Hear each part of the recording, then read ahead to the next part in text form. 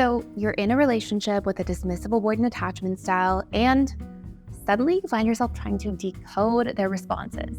You're wondering, why is it that around sex and intimacy, it seems like they're fully all in early on? And then as time progresses and the connection actually gets real, maybe you feel like they're shutting down intimacy or pulling away.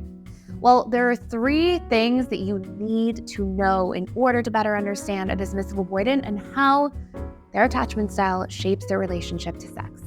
Number 1 is a lot of the time when a dismissive avoidant attachment style actually builds real feelings and actually begins to attach to somebody, all of a sudden, it's when the attachment bond is formed that their attachment style starts to show up.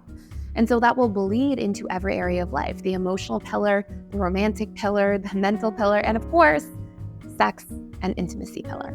And what this means is that you'll start to see them deactivating when they actually have real feelings. They feel like they're too vulnerable. And then this brings me to point number 2, which is that then they'll start to shame and criticize themselves a lot of the time. They will be nitpicky and judgmental of themselves and their sexual performance and all of these things when they start getting in their head and they have real feelings and now they feel vulnerable. And now because they feel vulnerable and have these feelings, they're starting to critique their own performance around sex and it's getting to them, they're going to start pulling away. Why? Because that's what a dismissive does.